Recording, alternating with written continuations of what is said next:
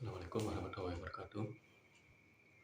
Yang terhormat kepada Ibu Renala Tamba selaku dosen pengampu mata kuliah hambatan intelektual dan kesulitan belajar anak kesulitan belajar. Pada kesempatan kali ini saya ingin membahas sebuah film yang dirilis pada tahun 2001 yang berjudul I Am Sam.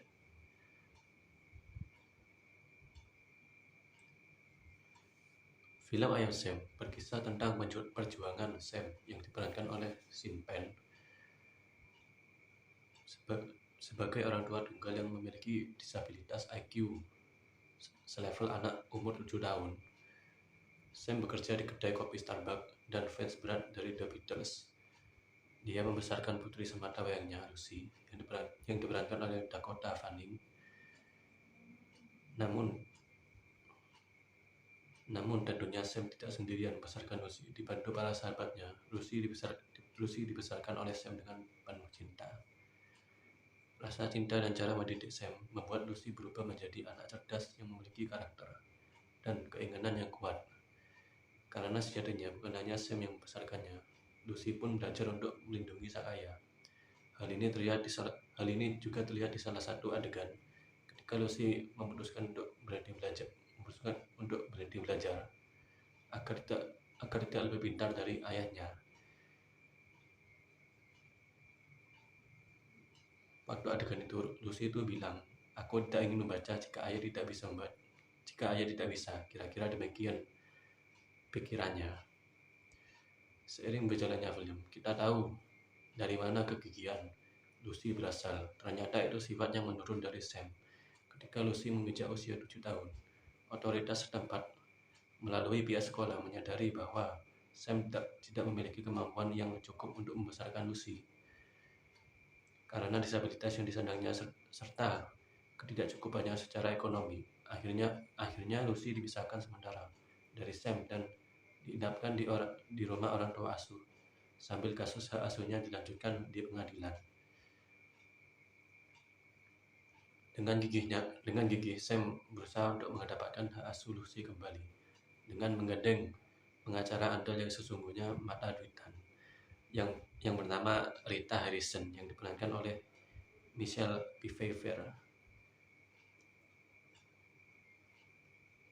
Proses pendewasaan diri dialami Sam ketika putusan pengadilan tidak berpihak padanya. Akhirnya Lucy itu harus ikut orang tua asuhnya yang sesungguhnya juga menyayangi Lucy.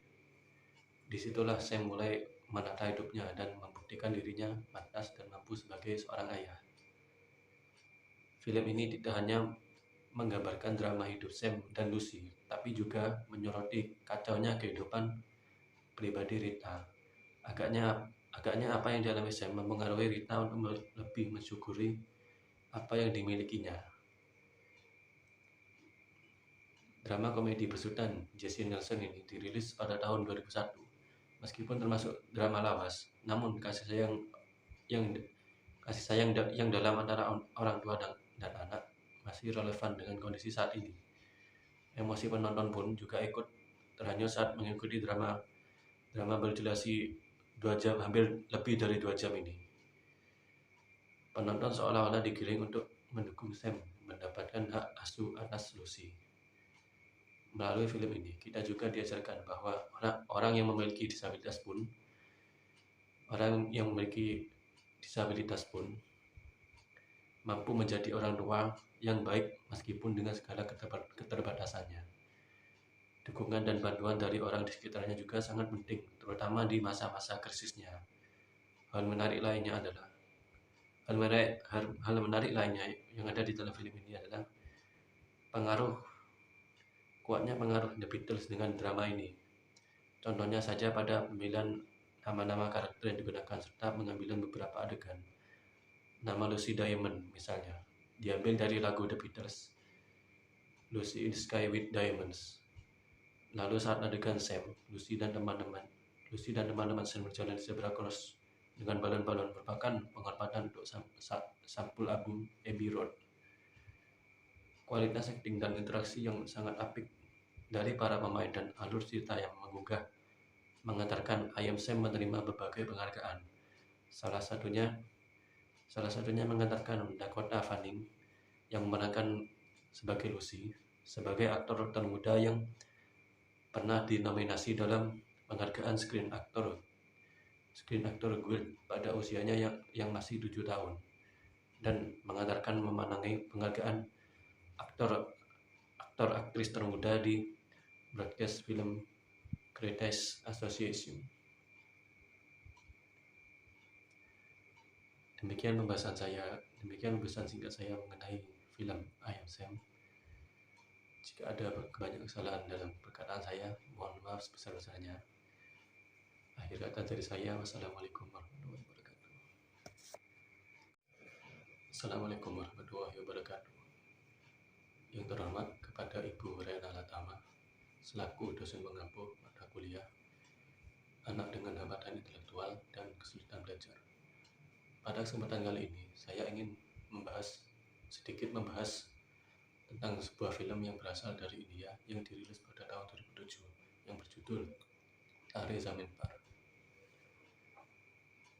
Dalam bahasa Indonesia, Tare Zameen Par itu artinya seperti bintang-bintang di langit. Film ini mengisahkan tentang seorang anak laki-laki istimewa yang mengalami kelainan disleksia. Disleksia itu sendiri adalah suatu kelainan yang menyebabkan seseorang mengalami kesulitan belajar, khususnya kesulitan dalam mengenali angka dan huruf-huruf. Nah, karena kelainan itu, anak laki-laki ini tak mampu membaca meskipun sudah kelas 3 SD. Akibat keadaannya tersebut, anak ini sering kali dimarahi oleh guru dan orang tuanya karena dinilai terlalu malas belajar. Diceritakan seorang anak laki-laki yang duduk di bangku sekolah dasar bernama Ihsan. Ihsan adalah seorang anak yang tidak bisa mengikuti kegiatan di sekolahnya dengan baik. Bahkan Ihsan ini sering dicap sebagai anak yang bodoh, nakal, dan malas oleh gurunya.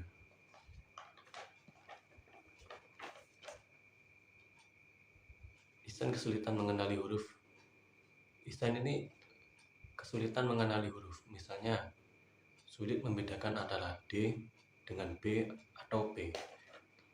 Ihsan ini juga sulit membedakan suku kata yang bunyinya hampir sama, misalnya top dengan pot ataupun ring dengan sing.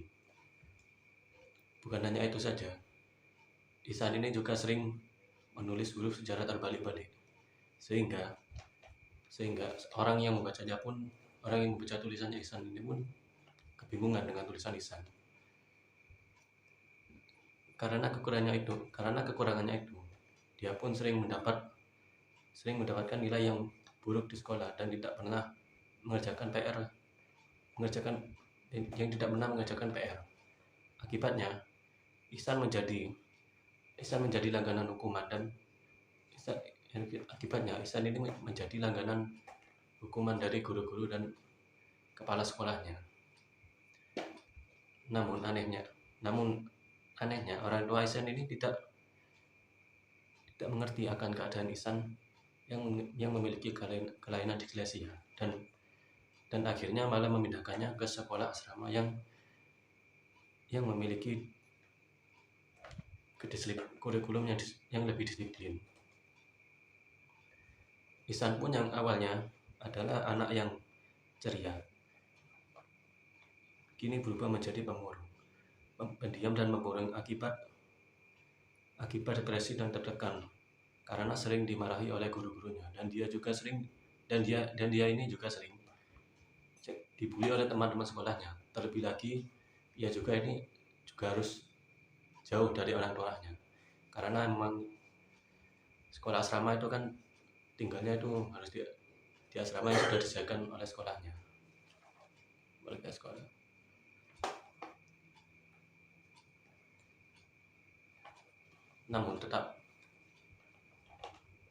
Namun di balik semua kekurangan Ihsan, ternyata Ihsan ini punya bakat di bidang seni, khususnya menggambar dan melukis. Ihsan ini sebenarnya punya imajinasi dan kreativitas di atas rata-rata anak seusianya. Ini dibuktikan dengan bagaimana dia bisa membuat kapal-kapalan yang bisa berjalan di dalam air dengan bahan-bahan yang seadanya.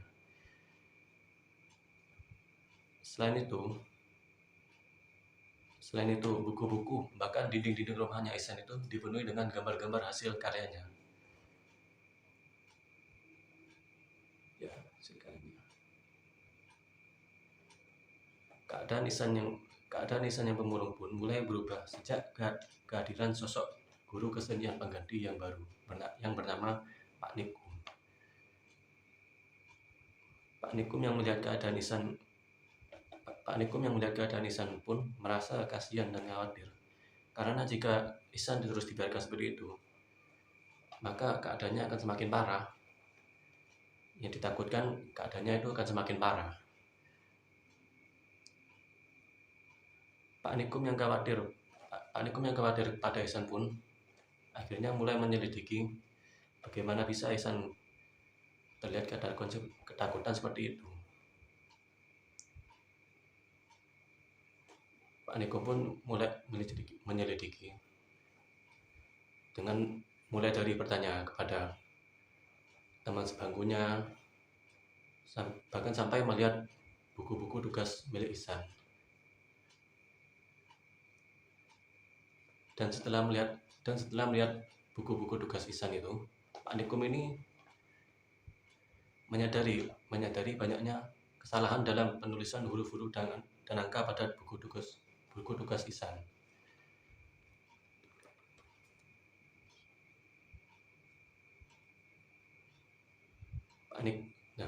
Pak Nikum ini yang kebetulan seorang guru SLB pun langsung mengetahui kalau Ihsan ini ternyata mengalami kelainan dislesia. Selain karena Pak Nikum juga seorang guru SLB, ternyata Pak Nikum ini juga dulunya saat masih kecil juga pernah mengalami dislesia. Pak Nikum yang mengetahui keadaan Ihsan yang seperti itu pun akhirnya berinisiatif untuk mengajari Ihsan sesuai dengan kemampuan yang disukai Ihsan, sesuai dengan kesukaan dan kemampuan Ihsan, dan tentu saja itu sesuai dengan arahan dari Pak Nikum juga. Nah, akibat kedatangan dari Pak Nikum ini, Ihsan yang semula pemurung pun sedikit demi sedikit menjadi lebih ceria lagi berkat kehadiran Pak Nikum ini. Bahkan Ihsan pun berhasil menciptakan sebuah lukisan yang sangat indah di sebuah kompetisi lukisan yang diadakan oleh pihak sekolahnya.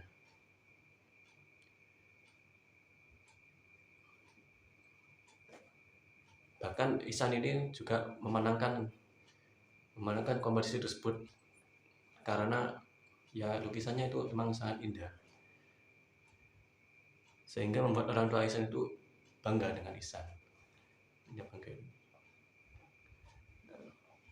Setelah dari kesimpulan, film ini memiliki pesan moral yang sangat beragam. Film ini mengajarkan bahwa setiap anak lahir dengan kelebihan dan kekurangannya masing-masing. Banyak juga pelajaran yang dapat diambil dari film ini, seperti untuk orang tua yang seharusnya orang tua itu lebih paham dan lebih peka terhadap tumbuh kembang anaknya apabila ada sesuatu yang janggal dalam tumbuh kembang anaknya. Dan selain itu juga pelajaran yang dapat diambil dari sini itu adalah jangan pernah melakukan tindakan pembulian, karena ya bisa dilihat dari film itu sendiri bahwa tindakan pembulian itu juga bisa dapat menghancurkan mental anak tersebut.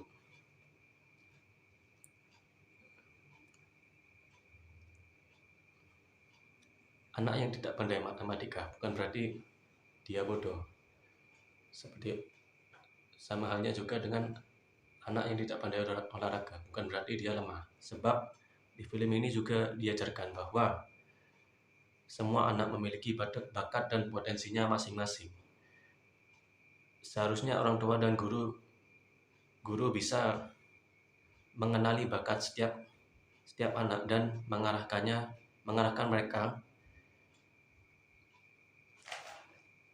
mereka untuk mengembangkan bakatnya dan mengarahkan mereka untuk Demikian pembahasan saya tentang film Tari Zaman Par.